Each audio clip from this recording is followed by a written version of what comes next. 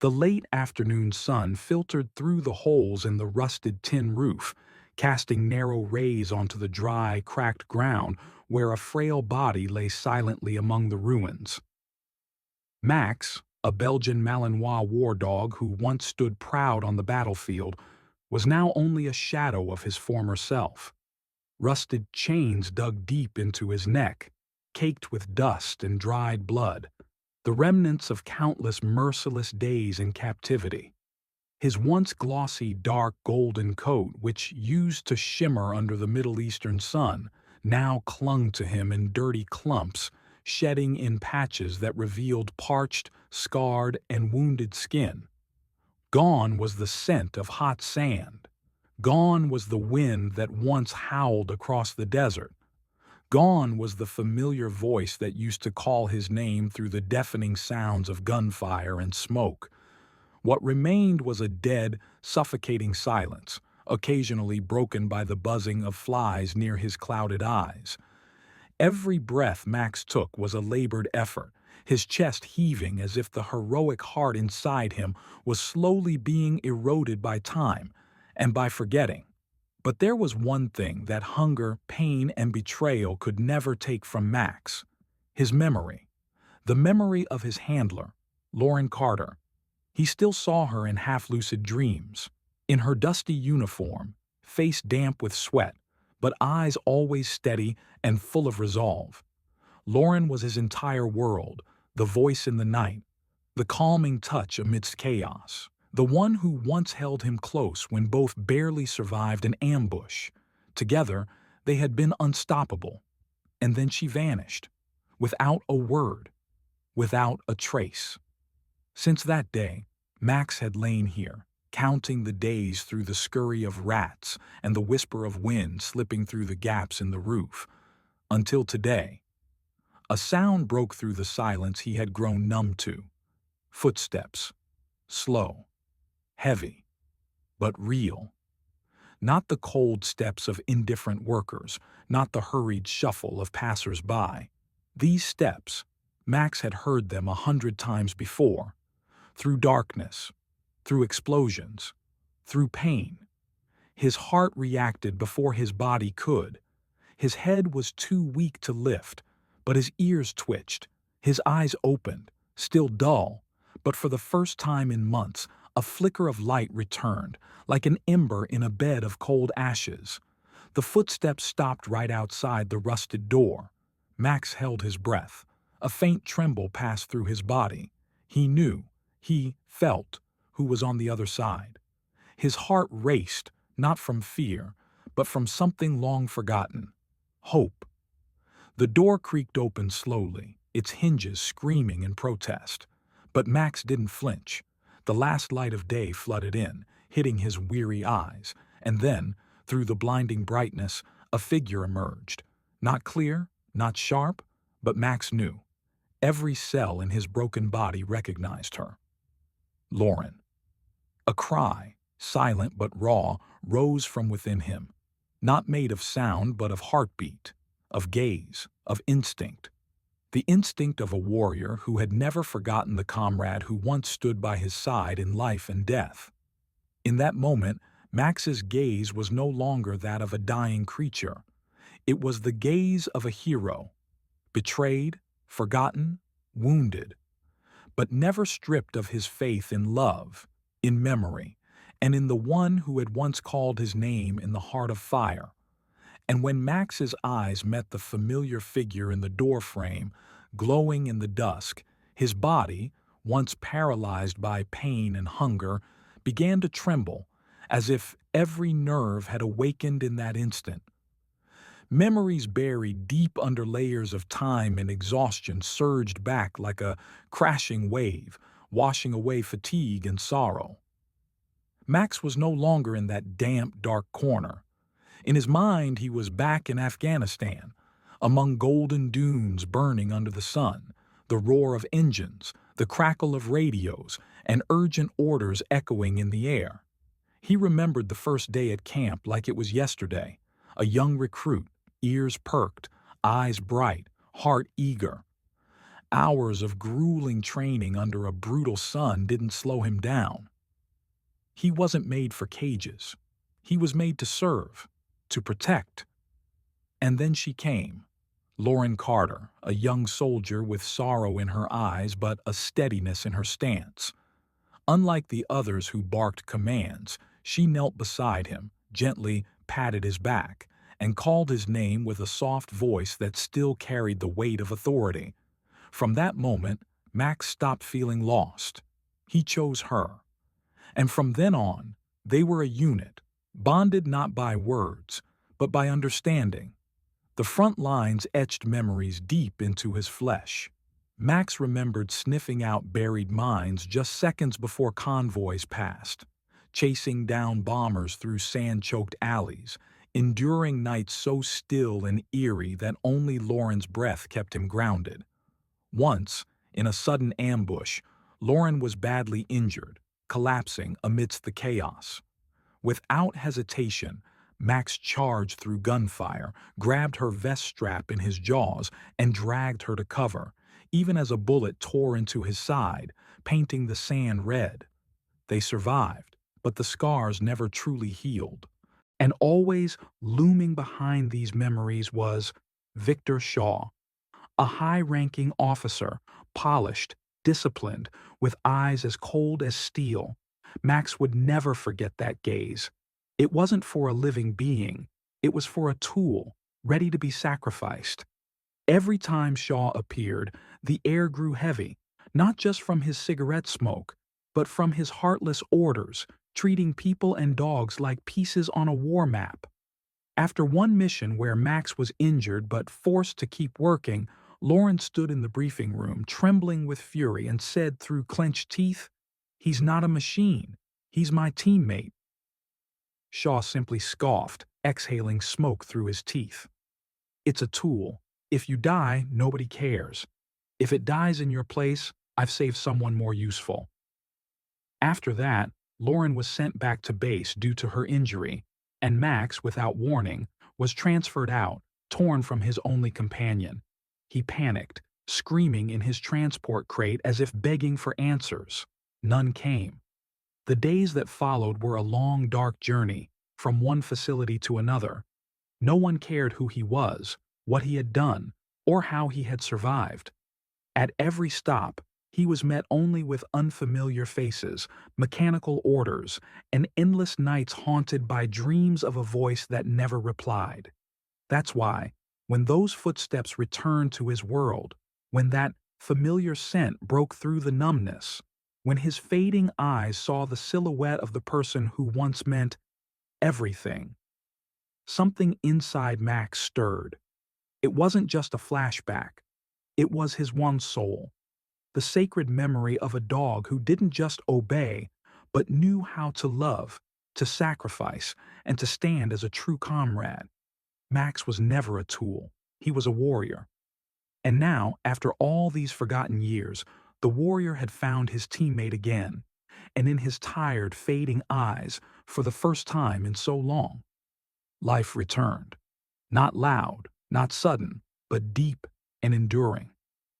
But then, in that very moment, when Max's eyes lit up recognizing Lauren at the door, another surge rose from deep within his mind, a cold, haunting tide of memories.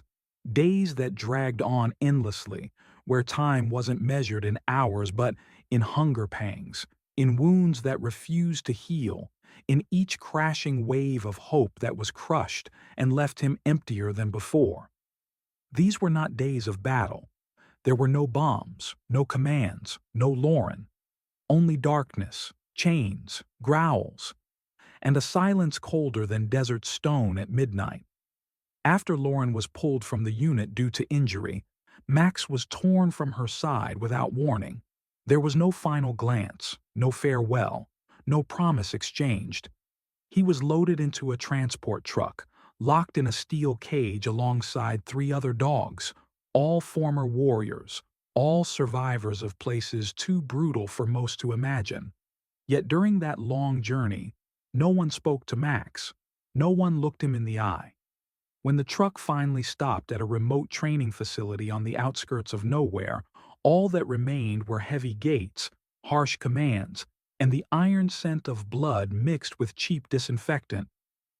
It wasn't a home. It wasn't a place for recovery. It was a training camp run by Victor Shaw.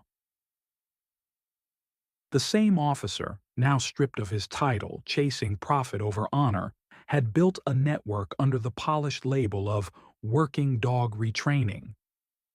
But in truth, it was a machine built to drain the last drop of strength from loyal lives left behind by war. Shaw hadn't changed. He still wore that smug, frozen smile, still stared at living beings like they were inventory, replaceable, discardable, dispensable. Under him worked a crew of coarse trainers, men without compassion who didn't care what the word warrior had once meant to the dogs they broke. Max was locked in a cage so small he couldn't stretch his legs. The concrete floor was slick like ice at night and burned like fire by day. On the first day, he was forced through physical drills even though his old wounds still oozed beneath the matted fur. Every failed command was punished by a painful jolt from the collar strapped to his neck. There were no soft words, no familiar faces, only shouts, snarls, and the clang of metal locks closing behind him after meager meals that stank of mold and despair. But what hurt Max most wasn't the hunger. It wasn't the pain. It was the loneliness. A raw, gnawing isolation that stretched across hours and days like a wound that wouldn't close. He had fought for a world that now pretended he didn't exist. No one had to say it aloud. Max understood. To Shaw, he and the others weren't heroes anymore. They were assets to be wrung dry, shells trained to perform just enough to earn cash from private security firms or mercenary units looking for cheap soldiers. Once too weak to serve, they would be retired, one way or another. At night, in his pitch-black cage, Max would open his eyes and stare into the darkness as if searching for a shape he could no longer name. Some nights he barely breathed, lying still as death, ears perked, listening for a sound etched deep into his bones. The firm cadence of Lauren's boots. The click of a safety being flipped, her voice calling his name with the sharp, familiar command in German, one he had heard 1,000 times in the chaos of war. Max never believed she had abandoned him. He didn't understand why she hadn't come, but he believed she was still out there, trying to return. And that fragile hope, flickering but unyielding like a candle in the wind, was what kept him alive. He ate what he could, even if it was cold slop mixed with grain and grit. He forced himself to stand during training, not out of instinct, but out of defiance, to prove he was still useful. But the truth? Max rose not because he had to survive, but because the memory of Lauren burned too brightly to fade. Her rare smile in the middle of a battlefield, her hand resting gently on his shoulder after every mission, her labored breath as he dragged her from a minefield, the way she looked at him, not like a tool, but like a partner. Max had waited in the dark, day by day, month by month. He didn't know how old he'd grown. He didn't know how much time had passed. Only that if a voice ever called again, if a hand ever touched his head like before, he would know it instantly. And now, when his legs could barely stand, when his chest tightened with every breath, that sound, the one he thought he'd lost forever, returned. Footsteps. The door creaked open. Light rushed in. And Max knew. This wait, this desperate, aching wait, had finally been answered. As the blinding light spilled into the room, with each groan of the rusted door, Max blinked rapidly, as if trying to make sure his aged eyes weren't playing tricks on him. That the figure standing in the doorway, silent, trembling, uncertain, was truly Lauren. The comrade he had waited for through years of abandonment and silence. The one he had believed would never leave his side, yet who vanished like a shattered dream, swallowed by a merciless reality. A familiar scent rode in on the wind, mingling with the dust rising from the dry earth. The scent of a uniform, of sweat, of pain, of memory, struck Max's heart like a drum. It roused his frail body with something far deeper than instinct, something sacred. Lauren said nothing at first. She just stood there, clutching the strap of her bag, eyes wide with disbelief, unable to fully accept that the worn-down creature before her was Max, the courageous war dog who had fought beside her through fire, who had dragged her to safety, who had growled in death's face to shield her without hesitation. She saw the once golden fur now reduced to blood-matted patches of dull gray. She saw his trembling legs, too weak to stand. She saw eyes clouded by illness and trauma. And yet, within them, still glimmered a look she could never mistake, the look of Max, her old friend, the soul she feared she had lost forever. Max didn't run to her. He didn't bark with joy like the dogs in those reunion videos people love to watch online. He couldn't. He no longer had the strength to rise. And more than that, he no longer had the certainty to believe this moment was real. He simply lay there, turning his head, ears flicking faintly, eyes fixed on Lauren as if trying to find something in her face. Some proof that this wasn't a dream, that this wasn't another cruel mirage, that this was her, was Lauren, the one he had imagined calling his name in so many sleepless nights. Lauren took a step forward, then another. She knelt onto the gravel and weeds, voice trembling too much to speak, until at last, barely above a whisper, she said, "Max." Still, Max didn't move. Only his eyes blinked slowly. No bark, no growl, no wagging tail, none of the usual signs of a dog reunited with his person. He had been hurt too deeply. He had learned to doubt his feelings. He had wagged his tail before, only to be met with electric shocks, kicks, and merciless coldness. It was as if he needed a sign, a secret code, something only Lauren would know, something that proved she wasn't just another illusion. And then, as Lauren's heart shattered from the pain in his face, so full of doubt, of hurt, she whispered, "Sitz." A single word. German. The command she had spoken to him thousands of times on the battlefield. The tone, the rhythm, the eyes that said it. There was only one person in the world who ever said it like that. Max's ears twitched. His body quivered, like a gentle current flowing through veins long gone cold. He began to lift his head, his eyes blurred, not from dust, not from wind, but from emotion so overwhelming it defied sound or motion. His stiff, brittle tail gave a single flick, small, but it meant everything. It was a silent reply, a surrender to truth, a recognition, a confirmation. It's you. You came back. With every ounce of strength left in his broken frame, Max shifted forward, slowly, unsteadily, not to collapse into her arms, but to reach for her, to touch the comrade he had never stopped loving. Lauren, unable to hold back, wrapped her arms around his frail body, pulled him close, buried her face into his darkened coat, and wept, uncontrollably, helplessly, as if all the guilt, all the years, all the torment of not arriving sooner were pouring out in those burning tears. Max made no sound, but his eyes, now gleaming, glowing like a flame flaring once more in darkness, said everything. The wait was over. The one he trusted most had returned. Even if the promise was never spoken, she had kept it. And though the world had turned its back on him, Lauren, his comrade, his friend, his family, had not.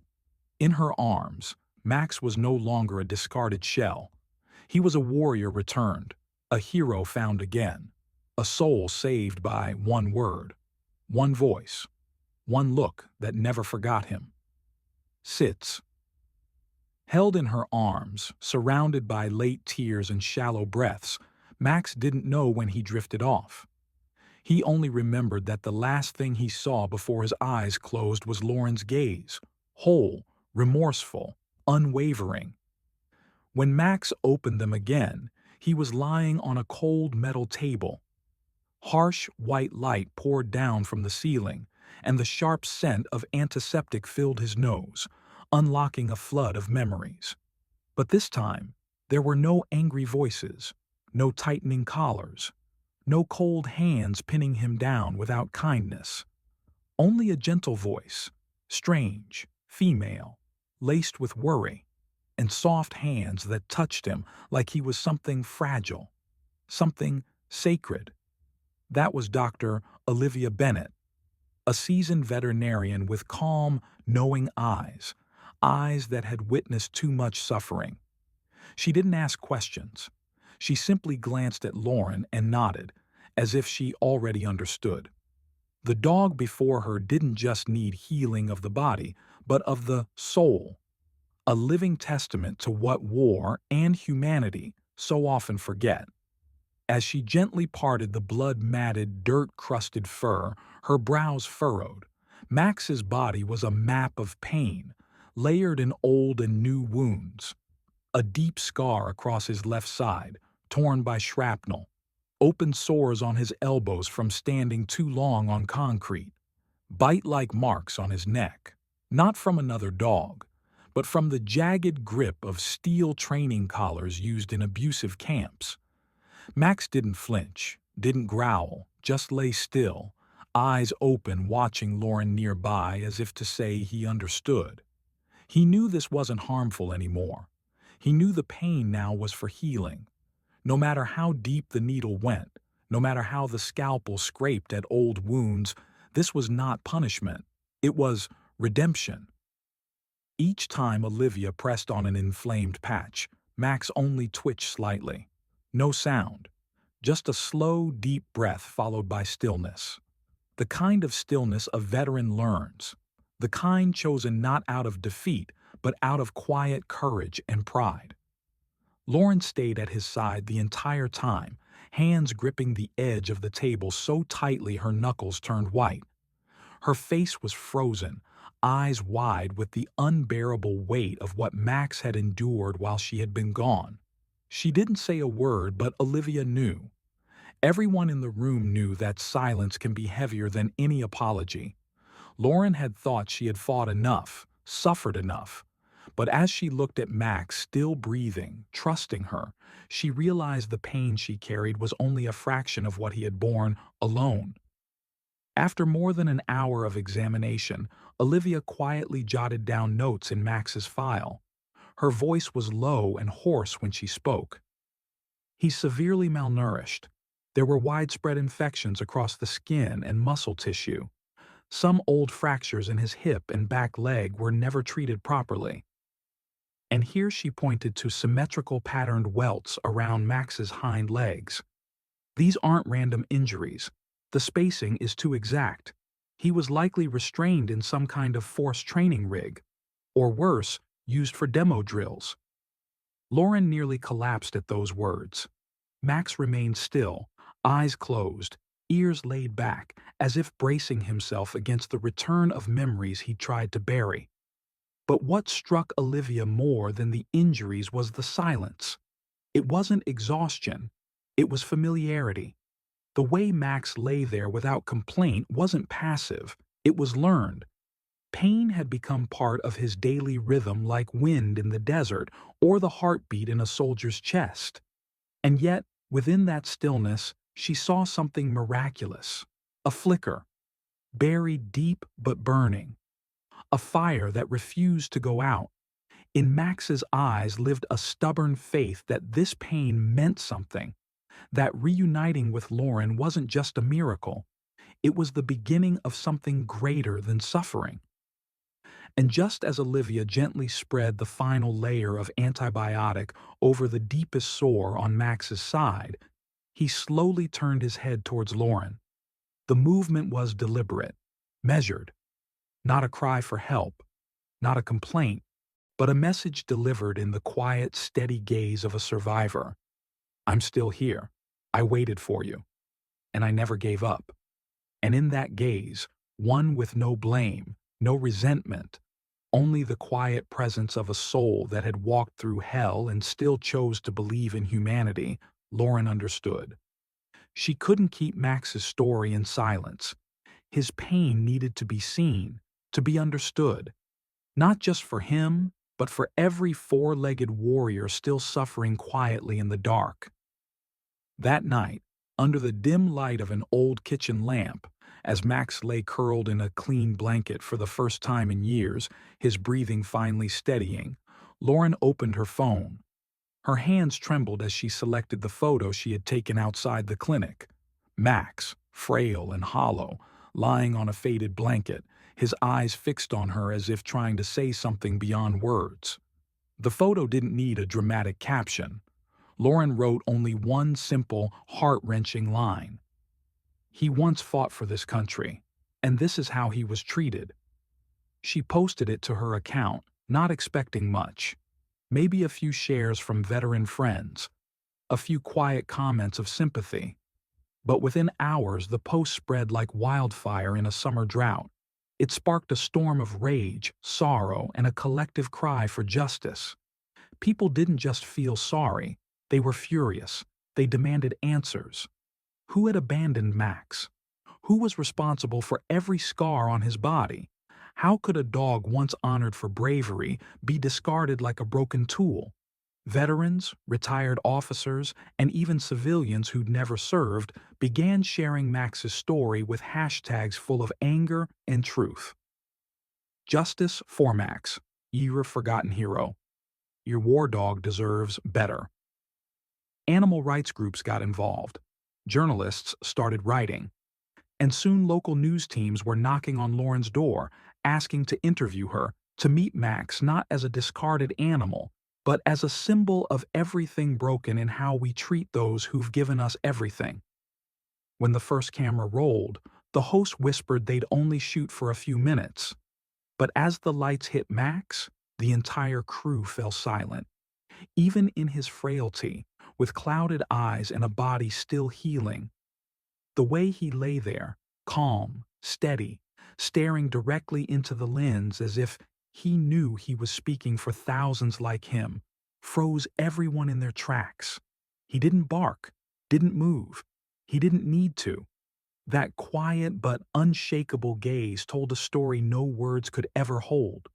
Through it, Max made millions pause their scrolling and feel something real, painful yet beautiful. Even those who'd ignored animal welfare campaigns found themselves moved, because Max wasn't just a forgotten dog. He was a living witness to abandonment, a soul failed by a system that used loyalty like ammunition and discarded what it no longer needed. As public outrage grew, Victor Shaw's name resurfaced, no longer spoken with respect, but as a target. A former soldier came forward, exposing the cruelty inside Shaw's private training empire.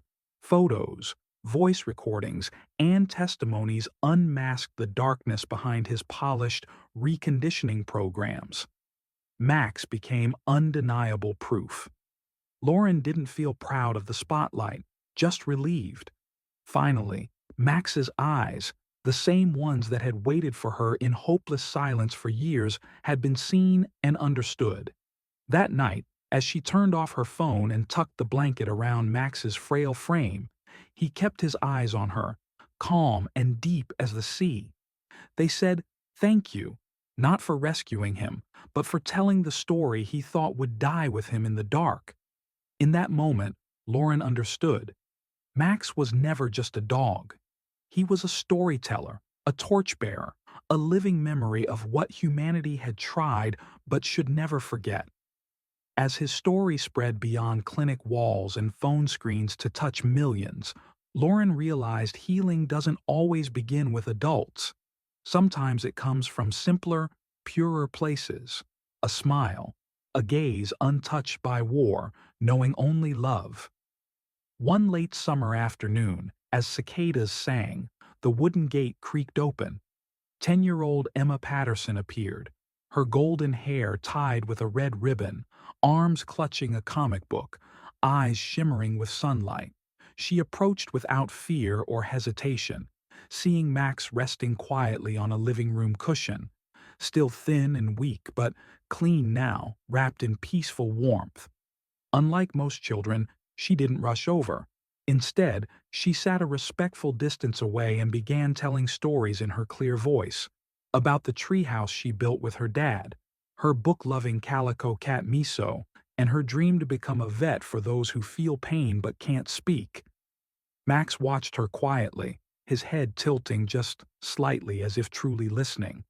His ears, though still drooping, twitched now and then with each story Emma told. His body softened gradually, not with the wagging tails or playful barks of other dogs, but in his own way. The way of an old soul who'd seen too much yet still found space for trust. He didn't need petting or praise, just that quiet, honest presence, a tiny warmth slipping into the coldest corners of a heart that had known only shadows and discipline for years. Emma, blissfully unaware of Victor Shaw's existence, knew nothing of metal collars or concrete cages. She'd never heard that chilling voice declare, "If it dies, it saves a better life." Her innocence meant she approached without fear. To her, Max was simply a big friend who'd been hurt, someone who needed stories and listening, and the small stuffed bear named Poppy she placed beside him, just like she did when Miso was sick. Lauren, watching silently from the kitchen, froze when she saw Max do something unprecedented. He leaned forward, his nose gently brushing Emma's tiny open palm in quiet invitation. Then, like a flower blooming after an endless winter, Max slowly stretched. His thin tail gave a single, soft wag, weak but unmistakable. It made Lauren's heart ache, because this wasn't just movement, it was trust returning. Emma giggled, not at anything grand, but because the big dog had listened. In a child's world, being heard is gift enough. And in Max's world, this small girl with sunlight in her eyes wasn't just a visitor. She was a turning point, quiet, simple, powerful. For the first time in years after war, betrayal, cages, and chains, Max felt love again. Not from a handler or trainer, but from a heart that had never learned to hurt anything. As cicadas hummed in the fading light, Max closed his eyes, not to sleep, but in peace, as if somewhere in the war-torn landscape of his soul, a single sunbeam had finally broken through. Emma hadn't erased the pain, but she'd done something equally rare. She'd made it smile. When Max's fragile head came to rest in Emma's small palm, surrounded by golden light and summer silence, warmth seemed to flow through the room, touching every heart that had ever known pain. Lauren's, Max's, even Emma's, though she'd never understand how profound her simple gesture truly was. The miracle deepened when Emma drew back to fetch a peppermint from her pocket. Instead of lying down as usual, Max stayed upright, legs trembling but steady. Some new current of memory had replaced his instinct to retreat. For the first time in years, he didn't want to remain where wounded things lay still. He wanted to move, to try, to live again. Max wanted to live again, in the truest sense. Lauren, just a few steps away, saw it all unfold. The shift in his eyes, the hesitant lean forward, the determined second attempt. It was like witnessing a silent battle within him, the deep-rooted fear warring against his growing will to heal. This wasn't the same dog who had once lain motionless in the shadow of a rusted shipping container, eyes closed against the stench of rot and rat droppings, waiting for death. This Max stood in sunlight, surrounded by love, facing the short path from living room to porch. Just a few meters, but for him, the distance of a lifetime nearly lost. His first steps were shaky. Dry paws tapped uncertainly against wooden floors, sliding slightly, making his body sway like it might collapse at any moment. But what held Lauren's breath wasn't his fragility, it was his eyes. Though still dulled by time and damage, they now gleamed with something new. Not defiance, not fear, resolve. The unmistakable light of a being remembering he was never meant to stay broken. Emma, sensing the moment's gravity, fell silent. Small hands folded at her chest, holding her breath as Max took another step, then another, so painfully slow. Each footfall made his muscles clench against weakness. Every labored breath seemed to whisper, "I'm still here." When he finally reached the threshold, standing where golden light poured through the open door, his back straight beneath the warm glow like a halo, Lauren could no longer hold herself together. She rushed forward, dropped to her knees, and buried her face in Max's clean fur, arms shaking as they wrapped around the neck that had once borne heavy chains. "You did it," she sobbed into his coat. "You came back, Max." Far away, behind screens, the world held its breath. The video, captured quietly by a friend and posted without fanfare, needed no music or narration. Just those first raw seconds. A once broken dog walking steadily toward light. Those same eyes that had reflected gunfire and betrayal, that had seen comrades chained to death, that had stared into Victor Shaw's cold face, now gazed directly into the lens. No fear, no hate, just quiet proof that even shattered souls can stand again. Max didn't need dramatic music or clickbait headlines to become a symbol. His silent, steadfast return was already the most powerful declaration of loyalty and hope. Among thousands of comments, one line shattered Lauren. He didn't walk for applause. He walked because someone was still waiting at the end of the road. The next morning, before dawn could break through storm clouds, attention turned to a forgotten stretch of land behind Shaw's shuttered compound, a scrubby forest left to rot. But now, footsteps crunched over dead leaves, voices murmured. Flashlights swept across overgrown grass, pausing at a row of sunken mounds barely visible beneath the weeds. Each unmarked grave was just the right size for a dog. Max had always known this place, not through maps or orders, but in his bones. The abandoned compound lay forgotten by most, its collapsed fences and rusted shipping containers holding secrets no one cared to uncover. But the scent told him everything: fear, mud, and the metallic tang of old blood. Someone was still alive in that graveyard of broken promises.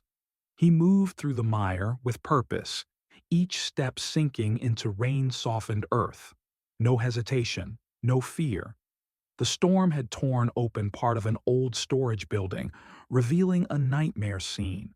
A small skeletal dog trapped beneath a twisted iron crate, its ashen fur matted with filth.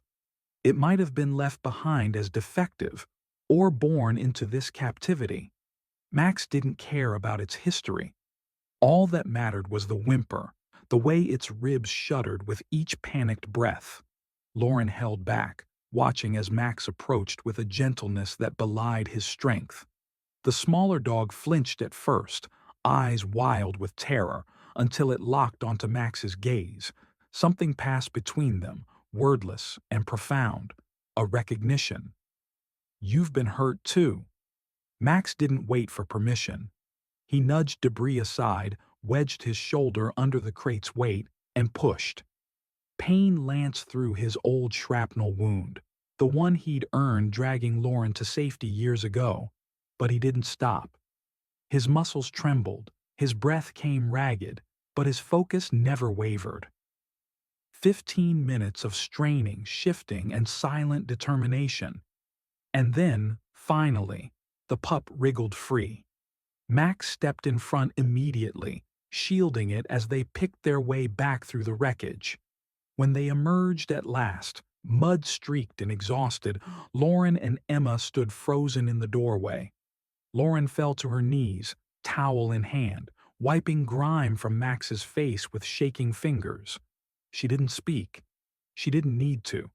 Because this was who Max had always been. Not a soldier following orders, not a tool to be discarded, a protector. And as the rescued pup pressed itself against Max's side, trembling but alive, Lauren realized his war wasn't over. It had just changed battlegrounds. Somewhere beyond the trees, the wind stirred through the unmarked graves of dogs who hadn't been saved in time. But today, there had been one less. And Max had been the reason why. Max didn't move, didn't make a sound, just stood there in the morning mist, his breath forming small clouds in the cool air.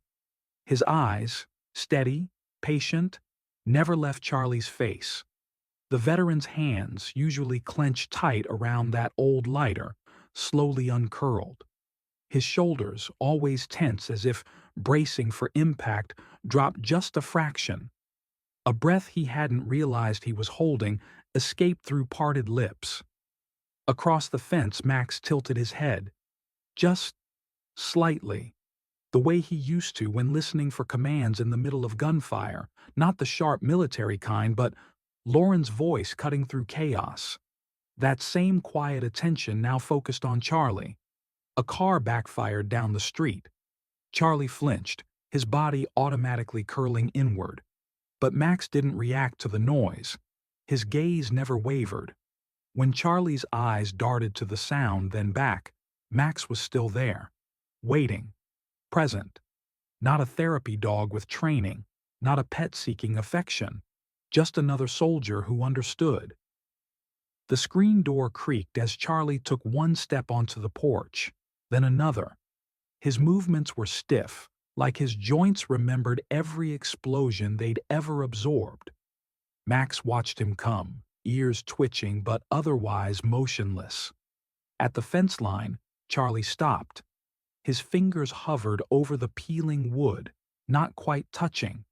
Max sniffed the air once, then deliberately lowered himself to the ground, stretching out in the damp grass with a quiet sigh. Not retreating, just making space.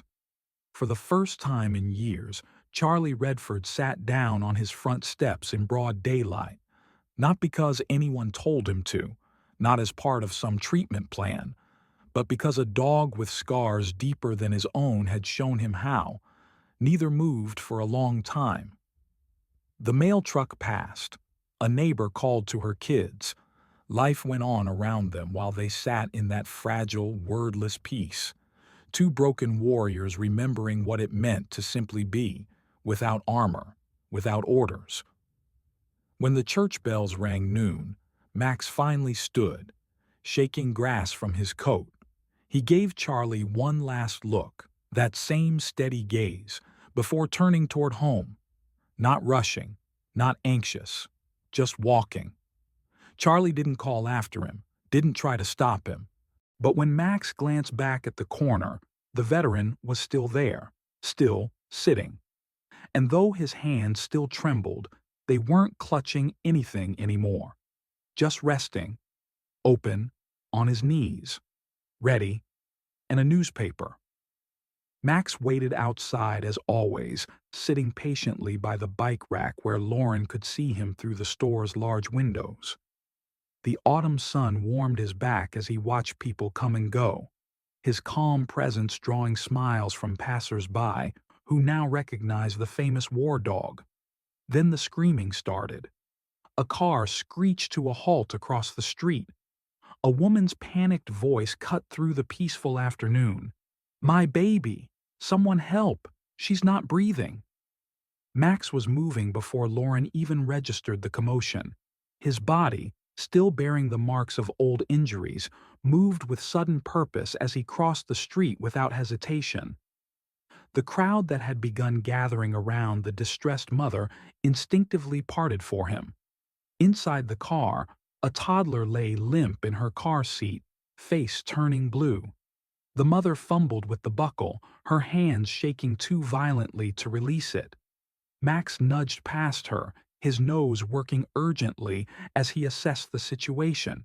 Then, with the precision of a canine who'd located dozens of IEDs, he clamped his teeth gently on a half-chewed piece of hot dog visible in the child's mouth and pulled. The obstruction came free. The child gasped, then began wailing.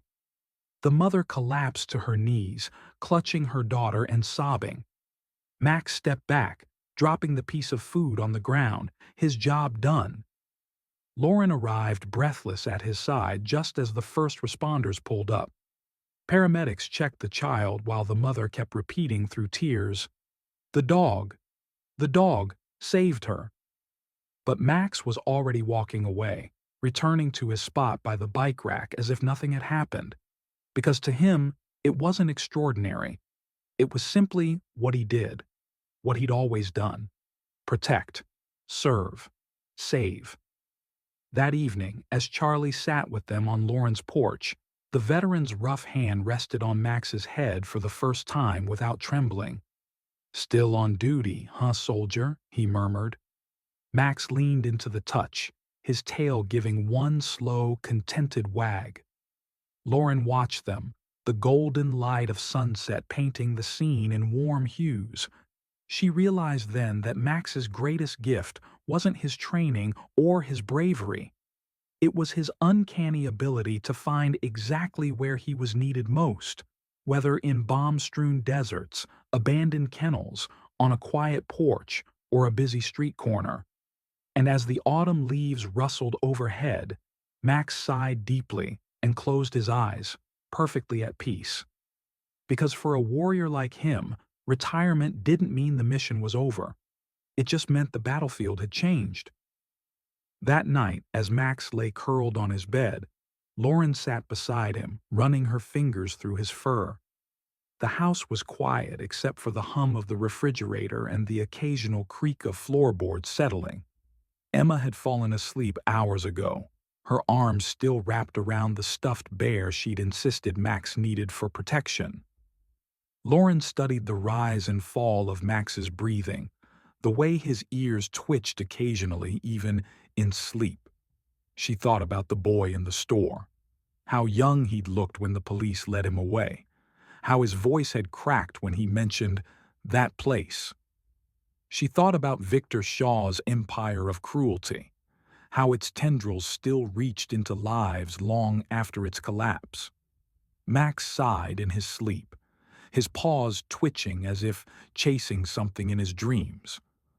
Lauren wondered if he was back on the battlefield or in that shipping container, or if, like her, he was reliving the moment the gun clattered to the floor today. Outside, a car passed, its headlights painting brief stripes of light across the ceiling. Somewhere in the distance, a dog barked. Max's ear flicked at the sound, but he didn't wake. Lauren leaned down, pressing her forehead gently against his. "You never stop, do you?" she whispered. "Even when you're resting, you're still listening, still ready." Max exhaled deeply, his warm breath washing over her face. In that moment, Lauren understood something fundamental about her dog, that saving people wasn't just what he did, it was who he was. Whether facing bullets in Kandahar or standing between a trembling boy and his worst impulses, Max would always choose to step forward. Not because he was trained to, but because his heart refused any other path. She turned off the light and lay down beside him, one hand resting on his side where the old shrapnel scar still ridged his fur. As sleep pulled at her, Lauren realized Max had taught her more about courage in these quiet years of peace than she'd ever learned at war.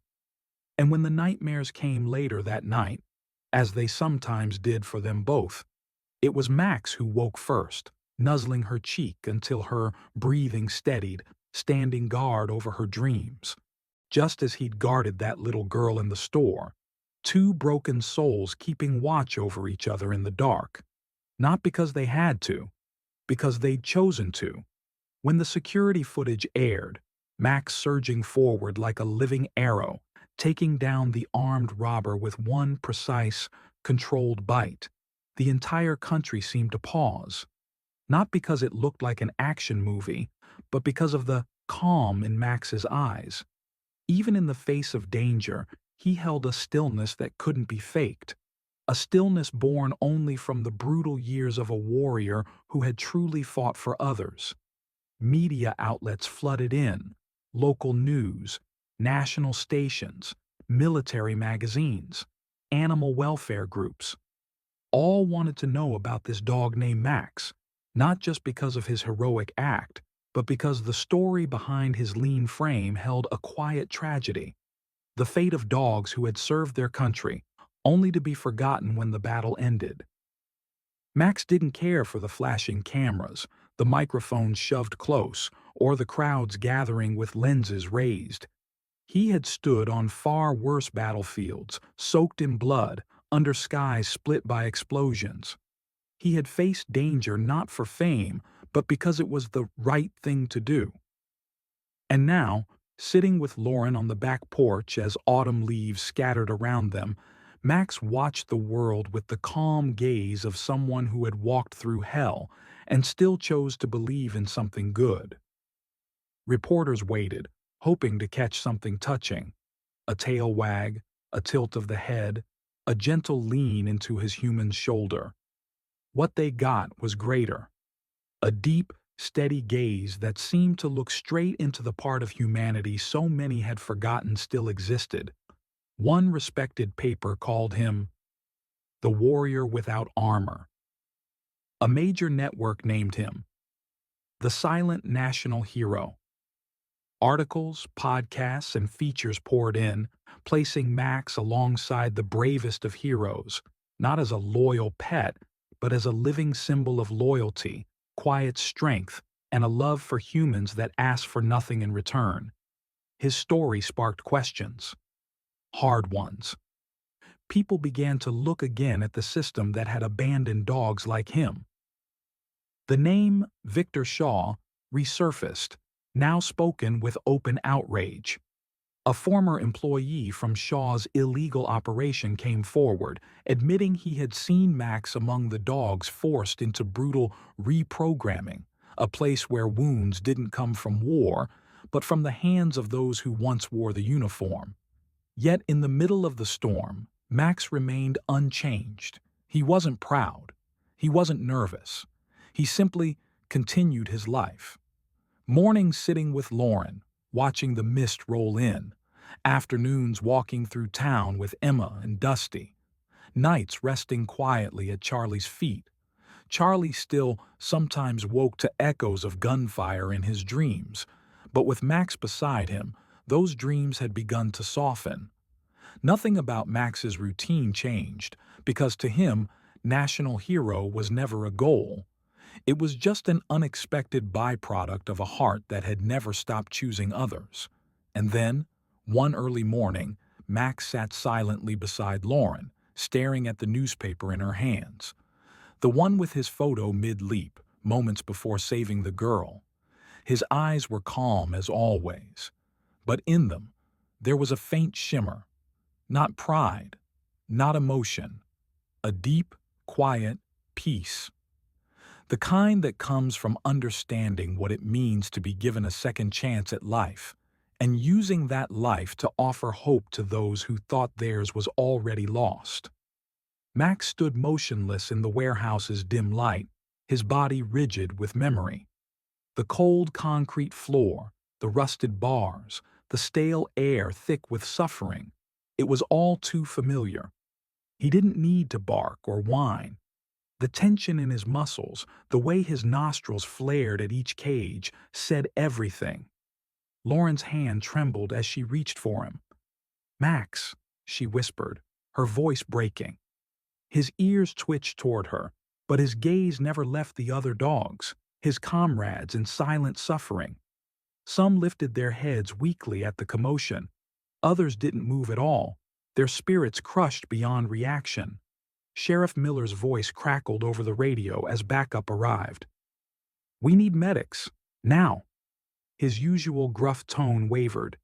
"And call animal control." "No. Scratch that. Call every vet in the county."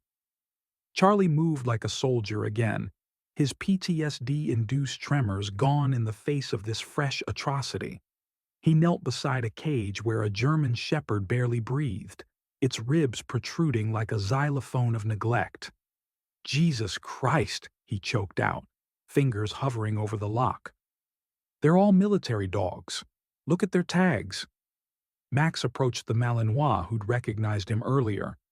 The dog's tail gave another feeble thump against the cage floor as Max pressed his nose through the bars. A quiet understanding passed between them, one survivor to another. Then Max turned to Lauren with that look again, the one that said, "There's more." He led them to a back room where filing cabinets stood rusted open. Inside were records, dozens of dogs listed as retired or rehomed, their microchip numbers matching the animals in the cages. And at the bottom of each form, a single initialed approval, *VS*, Victor Shaw. The media storm that followed dwarfed even the convenience store rescue. Federal investigators swarmed the site. Congressional hearings were called. The military's entire canine retirement protocol came under scrutiny. But Max? He simply returned to the rescued dogs each day at the emergency animal hospital, moving quietly between kennels. Some shied away at first, conditioned to fear any approaching shadow. Others, like the Malinois, now named Ghost, would press against the bars when Max appeared, as if drawing strength from his presence. Lauren watched them together one evening through the clinic's observation window. Ghost, still too weak to stand properly, had managed to lift his head when Max entered. Their muzzles touched briefly through the bars, a soldier's greeting. "He's teaching them how to trust again," murmured Dr. Bennett, adjusting Ghost's IV. Lauren nodded, her throat tight. Not just them. Through the glass, she could see Charlie sitting cross-legged on the floor of another kennel, gently hand-feeding a trembling shepherd. The veteran's hands, once so unsteady, now moved with deliberate calm. And Max? He simply moved to the next cage, and the next. Because some warriors don't retire when the battle ends. They just find new ways to serve. The lab-coated man froze mid-step, hose still dribbling pink-tinged water across the dirt. His eyes widened at the sight of the open shed door, at the Malinois now standing free, and at the war dog standing guard before it. Max didn't growl, didn't bare his teeth. He simply stood there, head high, ears forward, his entire body thrumming with quiet intensity. The air between them crackled with unspoken challenge. From the trees, Lauren saw the exact moment the man recognized Max. His face went slack, then twisted in disbelief. "You," he breathed. "Shaw's top K9, the one that got away." Max's tail gave a single deliberate sweep, not a wag, but a dismissal. Behind him, more cages rattled as dogs stirred at the sudden shift in energy. The man lunged for the shed's emergency alarm. Max moved faster. He didn't attack, didn't need to. His body collided with the man's legs just hard enough to send him sprawling into the dirt. The hose flew from his hands, spraying crimson droplets across the ground like scattered evidence. Somewhere in the compound, a door slammed. Boots pounded on concrete. Sheriff Miller's voice boomed through a megaphone, but the words blurred into white noise for Lauren. Her entire world narrowed to Max, standing over the fallen man, his muzzle inches from the man's throat. Not biting, not even threatening, just waiting. The message was clear. Make your choice. The man chose wisely. He went limp, hands raised in surrender, just as federal agents swarmed the compound. What happened next unfolded like a well-rehearsed liberation. Charlie and the medics breached the kennels, bolt cutters snapping locks with metallic shrieks. Sheriff Miller secured the main building, uncovering files that made even hardened agents blanch. Lauren moved through the chaos with Max at her side, his presence alone calming dogs who'd known nothing but cruelty. And in the shed's darkest corner, the rescued Malinois, now named Ghost by the vet team, limped to Max's side. Their muzzles touched briefly, a silent exchange between warriors. Outside, dawn broke over the treetops. The first rays of sunlight cut through the compound's lingering shadows, illuminating what the darkness had hidden for too long. Rusted treadmills with restraints still bolted in place, walls stained with old blood and newer claw marks, a chalkboard tallying training sessions in smudged, indifferent handwriting, but also dogs drinking clean water for the first time in months, federal agents wrapping trembling muzzles in gauze with surprising gentleness, Charlie kneeling in the dirt, letting a shivering shepherd lean against his legs, and Max, always Max, moving through it all with that same quiet purpose, checking each rescued dog with military precision before returning to Lauren's side. When the news crews arrived hours later, they found no dramatic standoff, no Hollywood-style confrontation, just a scarred war dog sitting calmly beside his handler as the last transport van pulled away. The reporter opened her mouth to ask the obvious question: how does it feel to have brought down another piece of Shaw's empire? But stopped when Max turned those golden eyes on her. The words died in her throat, because the answer was right there, in the way his ears twitched toward the departing vans, in the faintest relaxation of his shoulders, in the quiet sigh that fogged the morning air. Not victory, not even justice, just duty.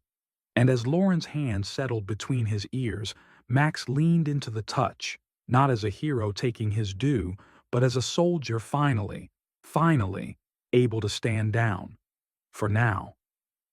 Max stood guard in the doorway, his body a silent barrier between Lauren and the unseen threat.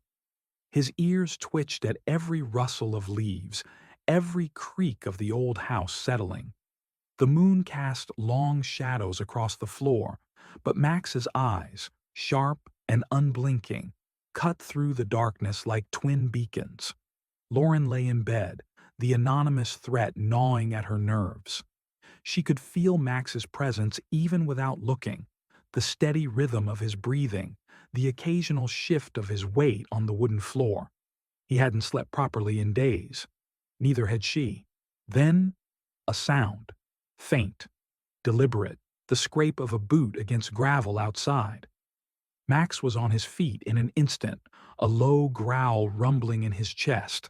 Not loud, not reckless. A warning, a promise. I hear you. Lauren sat up, her hand reaching for the phone on her nightstand. Sheriff Miller had given her a direct line. One press, and backup would come. But Max was already moving. He didn't bark, didn't charge. He stalked. Every step calculated, silent. His body low, muscles coiled, tail rigid. The growl never rose above a whisper, but the intent was clear. Come closer, try me. Outside, a shadow shifted near the tree line. A figure, hooded, face obscured. One hand reached into a jacket.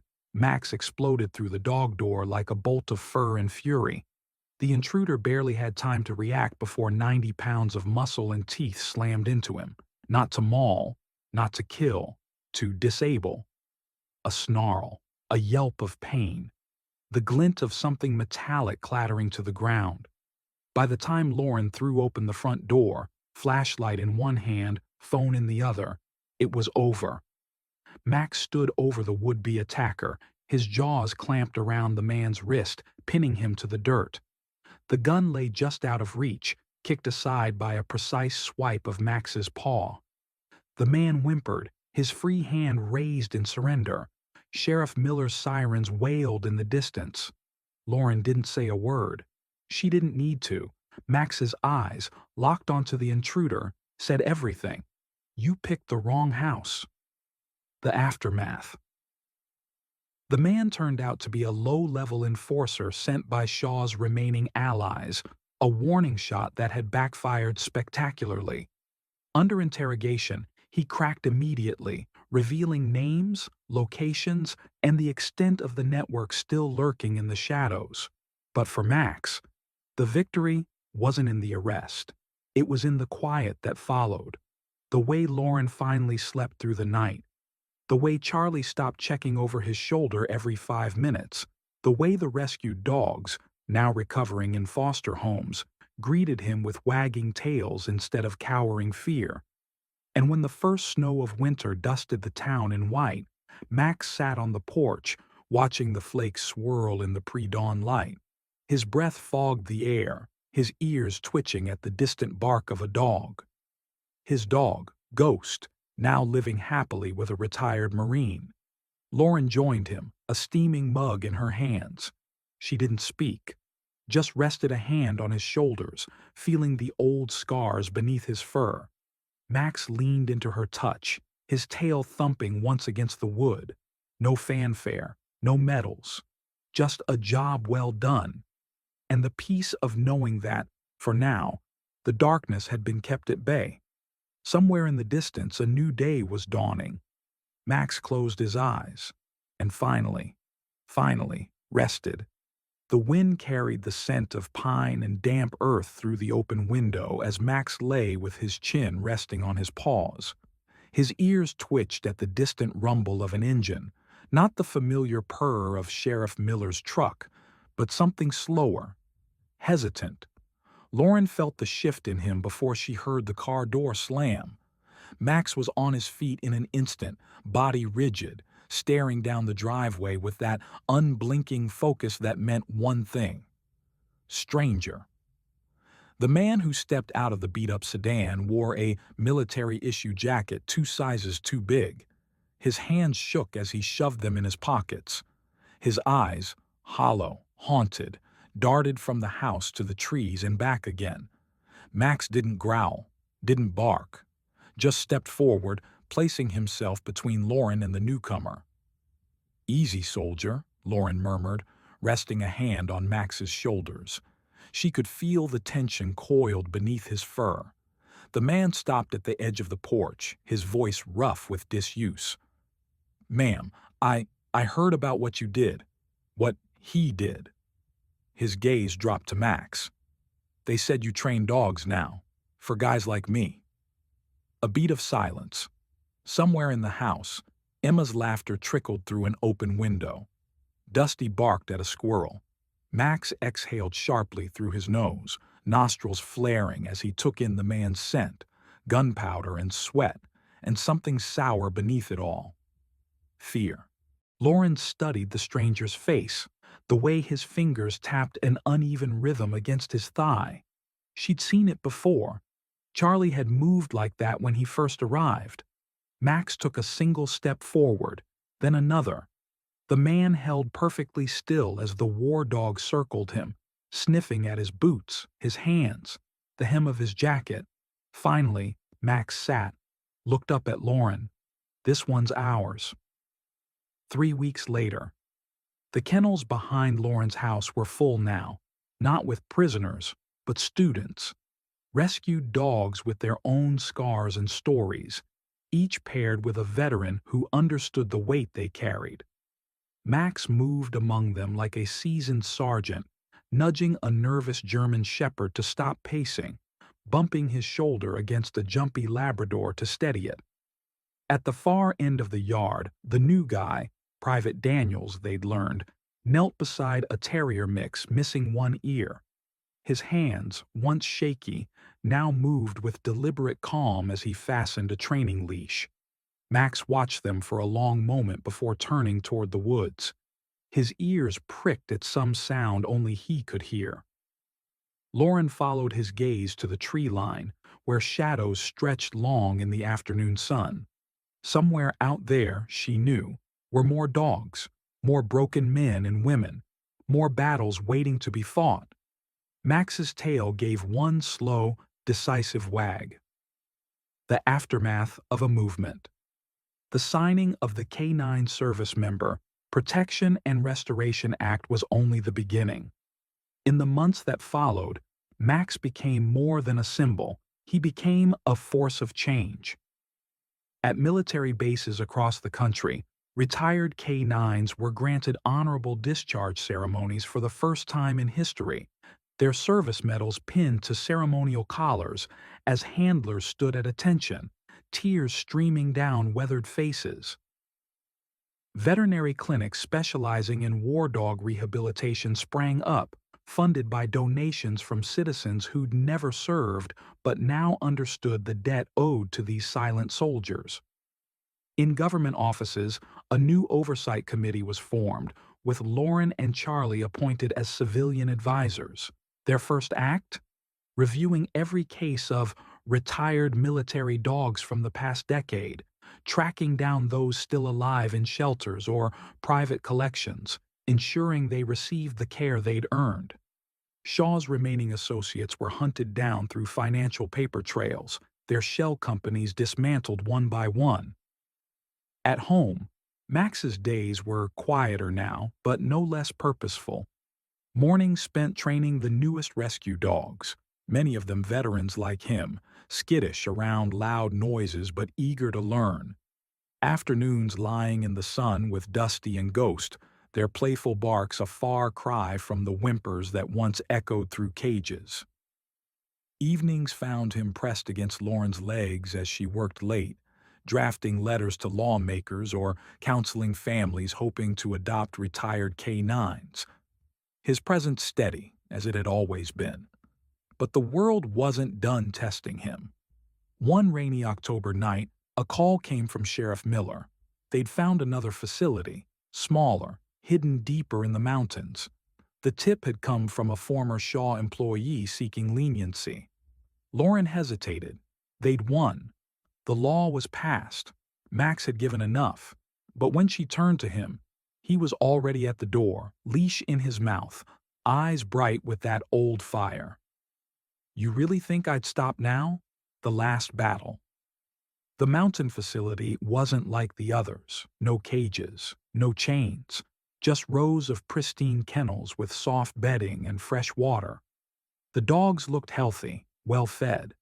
At first glance, it seemed legitimate, but Max knew. He moved down the line, sniffing each dog with increasing urgency.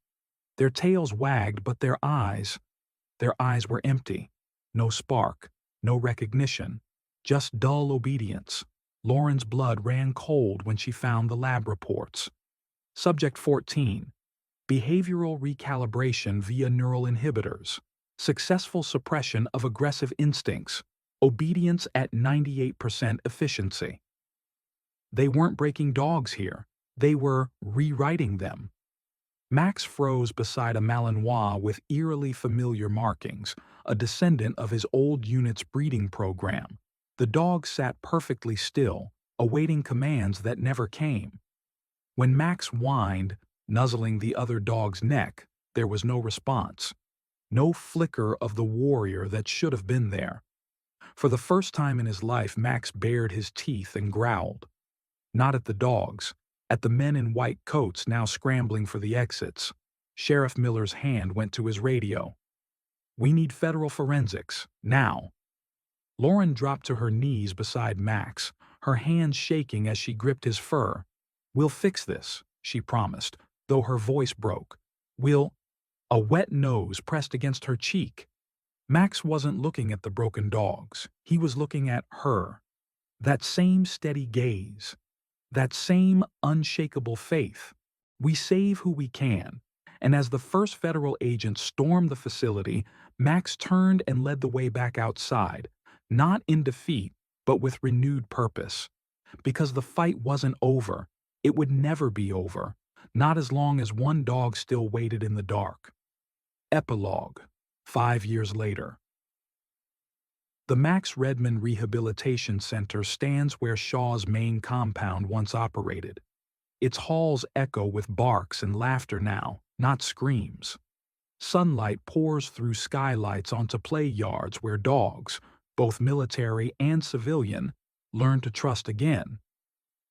Charlie runs the Veterans Program, pairing rescued canines with soldiers battling PTSD.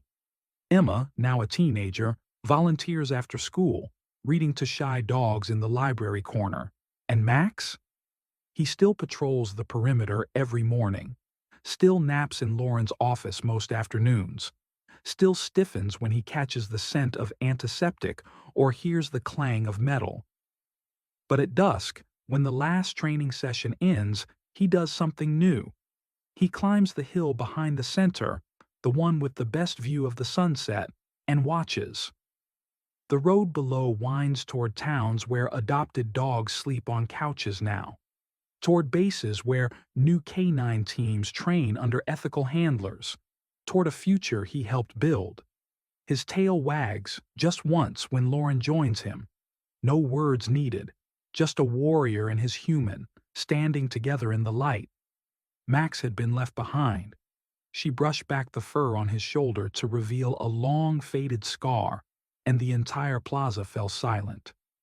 He never asked why he was abandoned, she said, voice cracking. He just kept saving lives, even when no one came to save him. So now I ask, can we, the ones he protected, still look away while others like Max are still waiting to be heard? That question echoed like a bell through the crowd, and then, as applause erupted, Max raised his head, ears lifting slightly, tail giving a gentle wag, as if he understood. His mission had changed. He no longer needed to charge into bullets. Now, he walked these streets as a living symbol, not of pain, but of hope. That very afternoon, on the steps of the Capitol, thousands bore witness to something sacred. A dog once chained in the dark now walked in the light, leading a movement toward change, not with barking, not with force, but with quiet courage, a symbol of survival, of forgiveness, and of a future where no warrior would ever be left behind again. It was from Max's quiet but unwavering steps through the heart of the Capitol that day, while applause still echoed through the streets and banners fluttered in the spring breeze, that Lauren understood something vital. The march couldn't be the end. It was only the beginning. A beginning to a longer, steadier mission. A path that couldn't be walked just once and forgotten. From everything Max had endured, from his survival through war and captivity, from the gaze that saved Charlie, protected Emma, and lit the way for the forgotten, Lauren made a decision. She would turn Max's story into the foundation for something bigger, a new journey, built around Max's second chance. A nonprofit organization bearing his name, symbolized by Max's silhouette, standing tall beneath the open sky, framed by an open kennel, and the national flag waving freely in the background. The organization was born with two clear goals. 1. To rescue and rehabilitate abandoned or abused military dogs. 2. To create programs connecting veterans suffering from PTSD with informer service dogs, so two wounded souls might heal together. It was no coincidence that the first headquarters was set at the small wooden house on the town's edge, the place where Max was found, where he learned to stand again, and where Lauren, Emma, Charlie, and all who had stood by Max in his legal fight against Victor Shaw decided to turn pain into the groundwork for hope. From the very first days, Max wasn't just a symbolic figurehead. Each morning, he walked a slow loop around the rehabilitation center where frightened, emaciated dogs arrived from all over. Quietly approaching each one, he never forced, never rushed. He would simply sit nearby, observing, and if he sensed fear, he would lie down gently, chin resting on his paws, offering a silent message. I was like you once. Some dogs hadn't let anyone touch them for weeks, but would curl up beside Max on their own. Some would only eat when Max ate, would only sleep when he lay down first, as if his presence alone confirmed what they'd never known before. Here, no one is chained, no one is beaten, no one is forced. You only have to live, heal, and choose your path again. Emma, with a tiny name badge reading Honorary Training Assistant, came each day carrying biscuits and reading stories by the open kennels. Charlie, now head supervisor of the center, trained veterans to become volunteers, teaching them how to build trust and connection through patience, not commands. Max, without title or rank, led like a true chief, never barking orders but always watched, always trusted. Whenever a new dog arrived, curled up, trembling, eyes shadowed by memories no one could fully understand, there was no protocol. Just let Max approach first, let him choose how. With a look, a posture, a quiet presence that surpassed any formal training. One day, during a press conference introducing the organization's second facility, a young reporter asked Lauren if Max understood his special role in the public's heart. She didn't answer in words.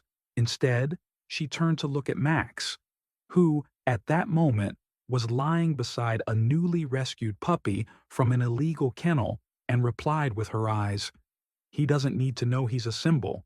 He only knows someone needs help, and he'll go." The organization grew. Support poured in. Federal lawmakers formally proposed the Max Bill, legislation requiring the government to provide lifetime medical care and the right for retired military dogs to live with their former handlers. Yet through every milestone, Max never changed. He remained the same dog who once collapsed beside a cold dumpster, now leading a generation out of the dark, not with fierce barks, but with calm, steady, and deeply kind footsteps. A creature who had chosen to forgive the world and to use his survival to restore faith for others. And each evening, as sunset bathed the recovery grounds in golden light, Max could always be found resting at the highest point of the property, between the wind, the light, and the dogs relearning how to trust. His eyes were fixed on the horizon, not searching, only watching, as if he knew that a second chance was never guaranteed, and he would never let anyone lose theirs again. In those peaceful days at the recovery fields, where Max continued his morning walks among dogs slowly relearning how to love, Max's second chance had grown beyond a center into a national movement. Then, one quiet afternoon, something arrived that stirred even the stillest corners of that serenity. It came in the form of an old handwritten letter, sent by post, its envelope unsigned, bearing only one carefully penned name in deep blue ink, Max. When Lauren opened it, her hands trembled from the very first line. Each word carried the weight of a memory never spoken out loud, a moment buried deep in some war zone where Max, long before he was known to the world, had saved a life with nothing but his burning will to survive. The letter was written by the mother of Sergeant Alex Thompson, a soldier who had served in Afghanistan, someone Lauren only vaguely remembered from a nearby unit years ago. In the letter, the mother shared how, for years, her son never spoke in detail about the explosion that nearly took his life. He would only say one thing: "I'm alive because a dog pulled me out from the rubble, even as bullets flew over us."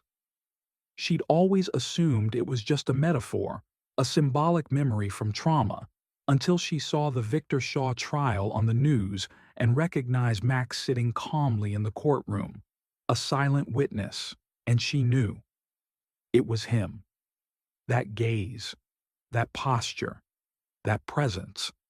That was the dog who had once dragged her son back from the edge of death. Lauren couldn't finish reading out loud. Her voice broke. She laid the letter down, eyes misted red, then turned toward Max, who was lying nearby, his head resting on his front paws, eyes already on her, as though he had known what was coming. She slowly sat beside him, resting one hand on the thick fur at his neck, the other on the letter spread open between them, and whispered, "Do you remember, Max? You went back for him, even though you were bleeding too." Max didn't respond with a sound. No bark, no growl. He simply lifted his head, eyes resting on the letter, not as if looking at a piece of paper, but with the depth of someone reading it, someone remembering. As if he could still feel the smoke and fire in his lungs, hear the faint call of a wounded soldier, and recall the pounding of his heart as he pulled him out of danger, only to turn back alone toward the battlefield again. The letter ended with one simple line, short but heavier than anything else. "If it weren't for Max, I wouldn't have a son. And if I ever meet him, I just want to say thank you for not walking away." It wasn't a grand tribute. It didn't mention medals or headlines. Just a mother's quiet thanks, born from nights spent praying her child would survive. And her prayers were answered, not by words, but by a being who couldn't speak, couldn't write, yet had shown up at exactly the right moment, guided only by the one thing war and humanity too often forget: compassion. After Lauren read the letter, Max slowly closed his eyes, his tail giving a single quiet wag, an unspoken reply. He didn't care who was thanking him or whether a camera was watching. For Max, that act had never been about being remembered. It was about one fading heartbeat in that moment, and the simple truth that he couldn't turn away. That evening, Lauren placed the letter in a simple glass frame and hung it on the wall among the photographs of rescued dogs. And she knew, without doubt, one thing that would never change. Max was not only a symbol of hope, he was a living memory of courage, of quiet kindness, of the unseen acts that keep the world breathing even when no one's watching. And after that quiet afternoon, when the letter from Sergeant Thompson's mother was gently hung in the wooden room where Max often rested in the evenings, like a silent monument to a gratitude too deep for words, something in Charlie's eyes seemed to shift. No longer the furrowed gaze of a man still wrestling with his past, but the calm focus of someone who had finally found his place. Because Charlie knew better than anyone. Without Max, it wasn't just one life that had been saved on the battlefield. It was his own life after the war that had been given a way out. Charlie began spending more time with Max, not as a hesitant companion like in the early days, but in a bond built on shared understanding. Two souls who had once crawled out of darkness realized they were no longer alone, and that even the deepest wounds could soften as long as someone stayed beside them in silence. Max, as if sensing Charlie had entered the final stage of his healing, began taking the lead each morning. Instead of heading straight to the recovery yard as he always had, he would stop at the door of Charlie's room, nudging it gently until Charlie opened it. Then they would begin the day together, like old friends picking up a ritual war had once interrupted. Charlie, who used to avoid even making eye contact, now took on the role of training newly rescued dogs, not with the strict commands he once relied on, but with the patience he had learned from Max. No forcing, no shaping, only companionship. During those sessions, Max was always at the center, not because he performed spectacular skills, but because he taught simply by being present. Some dogs were so afraid of footsteps that they would tremble and retreat the moment Charlie approached. But if Max walked in first and sat quietly in the middle of that space, it only took a few minutes for the fear in their eyes to ease. Some had been beaten so badly that they no longer responded to voices, ate, or slept. But if Max lay beside them long enough, sharing a bowl of water, watching the sun dip over the hill with them, then within days, a tail would twitch, a tiny, hesitant wag that marked the beginning of hope. No one told Max to do any of this. Lauren didn't train him. Charlie didn't guide him, and Emma didn't give him commands. Max just did what needed to be done, as if inside that heart, once sealed in steel, a quiet stream of kindness had never stopped flowing. And that's why, over time, everyone at the center began calling Max by a new name, the special trainer.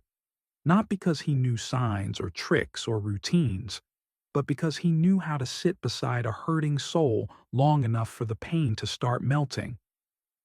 Charlie no longer carried the weight of a broken soldier.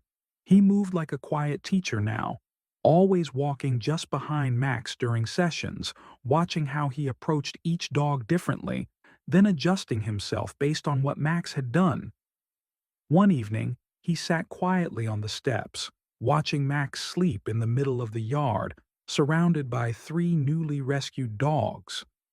All of them had pressed against him, as if drawing warmth from his presence. And Charlie whispered to Lauren, "I used to think only people could heal each other. But now, I believe sometimes all it takes is a dog who chooses to stay." And as if it were simply part of the fabric of Max's second chance, Max became the first teacher every rescue dog met. The quiet guide for both people and animals who never used words, yet left the deepest imprint on every heart he touched. And when each day came to a close and the evening light settled like a soft blanket over the training yard, you could still find Max, sometimes walking beside Charlie, other times sitting calmly among dogs who once feared even the sound of wind. His eyes were no longer sharp with battlefield intensity, but softened with compassion, as if he understood every life healed here also healed a small part of the pain still living within him. And that was how Max taught, not with commands, but with patience, and with a faith that never faded. And so, as if it were the natural conclusion to all the quiet paths Max had walked, after the voiceless training sessions, the comforting headrests, the understanding gazes he offered to both two-legged and four-legged warriors, one early autumn day, Lauren received a formal invitation. It came from the Department of Defense and the Federal Veterans Council, inviting Max to attend the National Memorial for the Unknown Warriors. For the first time in history, there would be a dedicated segment honoring military dogs who had served and sacrificed in silence. The event was no longer just a solemn annual gathering. It had become a symbol of historical shift, a moment when the nation officially acknowledged that sacrifice without words deserved remembrance just the same. That crisp morning, beneath a sky full of white flowers and American flags billowing in the wind, Max stood, not on a podium of honor, but among the people, as if he were the thread binding past to present, fallen souls to the hearts still healing. Lauren stood beside him, wearing her old army jacket perfectly pressed. Her hands held no speech, because she knew she wouldn't need the words she'd written. Everything she needed to say already lived in Max's calm posture, in his eyes, still bright, still deep, just like the day she first found him in that abandoned scrapyard. One by one, speakers came forward to read names of the dogs who had served. Soldiers shared teary memories of their silent companions who never learned how to say goodbye. Slow, reverent footage played behind them with soft, mournful music. But nothing moved the crowd like when Lauren stepped into the center, placed her hand on Max's back, and began to speak, not with polished rhetoric, but with the trembling voice of someone who had witnessed miracles born from loyalty. She told the story of the day Max was found, shivering, emaciated, eyes dulled but not empty of hope. She spoke of the first nights when Max never slept, guarding her from even the smallest sounds. She spoke of the first time he walked again, the first dog he saved, then the first child, then Charlie, and then herself, more times than she could count. And when she spoke of Max sitting quietly in the courtroom during the trial of Victor Shaw, forcing an entire country to hold its breath without saying a single word, the room broke into muffled sobs. The live cameras never left Max, from his ears gently lifting every time his name was spoken, to the deep, unwavering eyes that carried impossible calm, to the way he sat beside Lauren like a living monument, not carved from stone, but built from time, resolve, and the scars he carried that never made him flinch. When applause erupted after her speech, Max didn't react with confusion or pride. He simply turned, pressed his nose into Lauren's palm, then looked up toward the front row, where one empty seat held a small sign, "In memory of the forgotten soldiers," as if on behalf of them all he had come to say, "I'm here to tell our story." After the ceremony, many came to meet Max, high-ranking officials, mothers and fathers who had lost children in combat, old veterans, and children clutching teddy bears. Max never showed discomfort, never pulled away.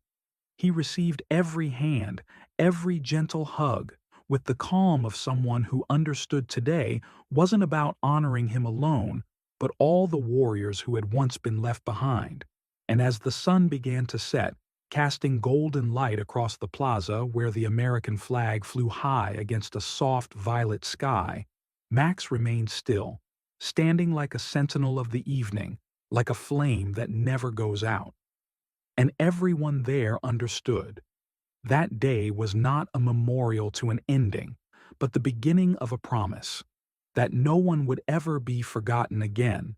And when the memorial came to a close, when twilight fell amid echoes of applause and eyes still wet with tears, Max returned to Max's second chance, as he did every day, unchanged in his steady gait. He still watched over each new dog arriving. He still sat patiently beside souls who had not yet learned to believe in the light. But there was something Lauren and Charlie, both shaped by near death and survival, could sense without needing to speak. Time was beginning to slow for Max, not from weakness, but as though he were quietly preparing for a final transition, not through words, but through the last act of a warrior passing on the flame he had carried for so long. During those days, Max spent more and more time with a young dog recently rescued from the side of a highway, Duke, a strong but green Malinois, whose eyes darted in confusion around people, noise, and memories too raw to name. Duke had reacted violently to leashes, barked at tall men, and trembled. When approached from behind, Duke would flinch, but once placed in the kennel next to Max, things began to change. Not because anyone intervened, but simply because Max chose to stay near him. No one could pinpoint when it began, but every morning, Duke would follow quietly behind Max on the training field, half a step behind, never too close, never too far, learning with each footstep, the way Max lifted his head, how he lay down when approaching fearful dogs. Charlie called it the silent passing of fire. Each afternoon, Lauren would sit by the window watching Duke rest beside Max. Not cuddling, not leaning, just there, eyes fixed on Max's slow, steady breaths, like a student listening to a teacher who told stories without a single word. Max didn't do anything dramatic. He simply walked, paused, looked, waited. But Duke remembered everything. How Max never reacted to shouting, how he lowered his head gently when meeting abused dogs, how he slowly touched his nose to their shoulder as reassurance. Over time, Duke began doing the same. Sometimes he'd glance back at Max, almost asking, "Did I do it right?" And every time Max would wag his tail, soft, subtle, but enough to open Duke's world a little more. No one said it aloud, but everyone knew. Max was using his remaining days not to rest, but to prepare a successor. One without title or ceremony, only the heart to keep protecting, and the courage to walk into the dark and say, "I'm here for you." On late autumn afternoons, when golden light streaked across the grass, Lauren often saw Max sitting in the center of the yard, Duke lying beside him, head resting on Max's paw, eyes half closed but ears still alert, afraid to miss even the quietest lesson. Then, one day, when a new dog was brought in, thin, ragged, back legs still bloodied, Duke was the first to run to him. He lay down quietly, lifted his head and waited, and for the first time Max didn't approach. He stayed at a distance, eyes glowing with something unspoken, as if to say, "Now it's your turn." Emma, witnessing the moment, ran inside and returned with a piece of paper. On it, she had drawn two dogs, one old, one young, walking together under the sun. At the top, in crooked but heartfelt handwriting, she had written, "Max and Duke, the heart and the flame." Lauren tucked the drawing gently into the center's journal, right beside the very first file ever created, Max's, as if to quietly record that all journeys come to an end, but a fire passed on in love and grace will never go out. The final morning. Every night, once all the dogs had drifted to sleep, Max could still be found in his usual spot at the far end of the yard, head resting on the cool grass, eyes looking toward the hills where the sun once rose after the darkest days. Behind him, Duke stayed awake, not sleeping, yet simply keeping watch, the way he'd been taught by the greatest elder brother he would ever know. No need for words. Just be there, and never turn away. As if the flame Max had quietly passed to Duke had truly taken root in the young dog's heart. The last lesson. The days that followed grew quieter, warmer, heavier with feeling. Everyone sensed it. Max, though still present each day, had entered a different phase of his life. Time no longer passed by days, but by moments. His steps had slowed, not with weakness, but with the grace of a warrior whose every move still carried meaning. The fur around his muzzle had turned snowy white, and he spent longer lying in the noon sun, eyes half closed, but always fluttering open when Duke passed by, as if, even in rest, the teacher never took his eyes off the student. On a crisp morning, with mist still hovering over the lake behind the center, Lauren stepped out with a soft scarf Emma had folded the night before, 2 bowls of water, and a pouch of gentle biscuits. Max was already there beneath the old willow tree, his gaze fixed on the lake where the first blush of dawn glimmered on the surface. Duke, as always, lay a half-step away, head lifted, eyes locked on whatever Max was watching, as if both were staring toward something vast and wordless. Lauren quietly sat beside them. She didn't speak. She simply placed her hand on Max's back. And at that moment, she knew. This was the final morning of a remarkable journey. Max showed no signs of pain, no trembling, no weakness. His eyes were still bright, clear, and calm, as if he had known this moment would come and had prepared everything for it. Lauren looked into those eyes, the same ones that had been fierce under fire, gentle beside a hospital bed, and unflinching in court.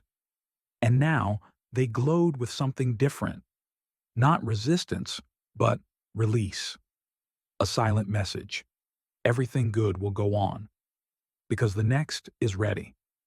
Duke did not lean into Max this time.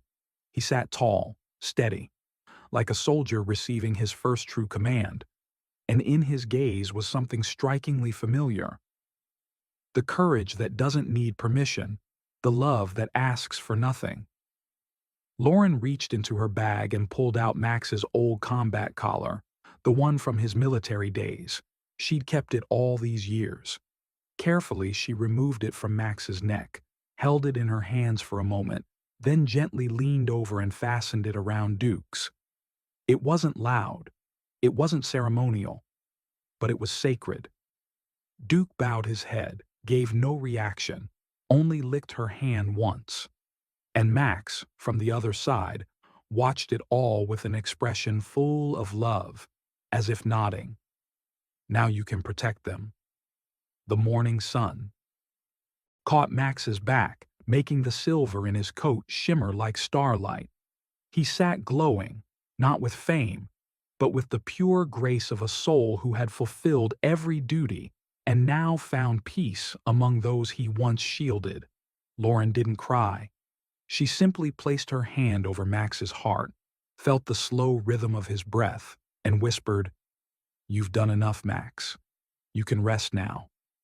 Max turned his head toward her, then toward Duke. One last time. He looked at the lake, where the sun had now fully broken through the mist, and there, in that quiet embrace of light, he closed his eyes, slowly, softly, as if only falling into a deep sleep after a lifetime spent keeping the world safe. The legacy lives on.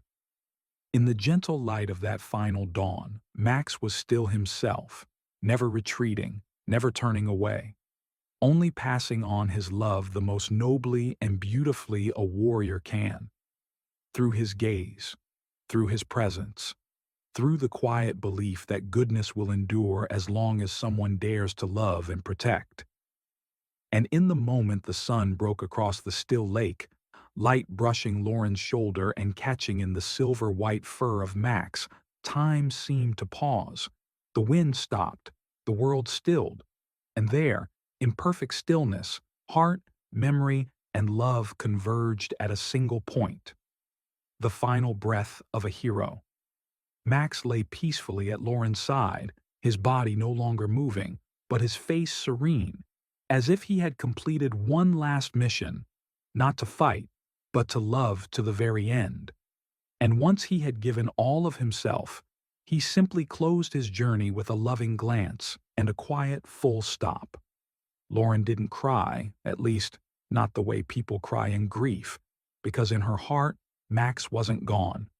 He was everywhere now, woven into every brick of the center, in every heeled paw step of the dogs who followed, in Emma's laughter echoing after each training session, and most of all, in Duke's eyes. Eyes that now mirrored the trust that had been passed to him, ears upright, nose lifted to the morning breeze. His gaze was no longer unsure. It was steady, mature. He had felt it too. The sacred weight now resting on his shoulders. The memorial. Weeks later, a small private memorial was held at the center. No reporters, no cameras, only those Max had touched. Charlie, Lauren, Emma, the veterans, the volunteers, and the dogs he had protected. They stood in a circle around the patch of earth where Max rested, beneath the old willow tree, overlooking the lake where he had watched his final sunrise. At the center of the circle, Duke stepped forward. Around his neck was Max's old leather collar. He didn't bark. He didn't howl.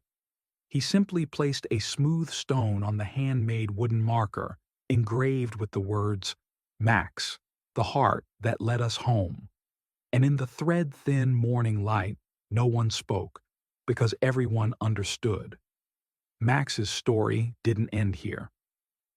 It was just beginning again, in Duke's footsteps, in every trusting gaze of a soul saved, in the quiet resolve with which each person returned to life, believing once more that even in an unjust, unforgiving world, there are hearts like Max's. He didn't just save lives. Max restored faith in an entire generation, and he will live on, not in medals, but in the lives still being lived because of the love he once gave. Max wasn't just a dog. Max was an eternal symbol of loyalty without words, of silent courage, of healing beyond wounds. From a forgotten warrior to a guiding light for the lost, he left behind a legacy, etched not in stone, but in every heart he ever touched. Final thought. Have you ever met a Max in your life? A person or soul who changed you just by being there, loving unconditionally?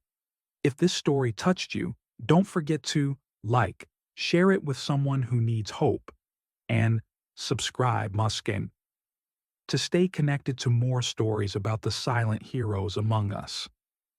Thank you for being part of Max's journey. The four-legged hero who still lives in every heartbeat of kindness.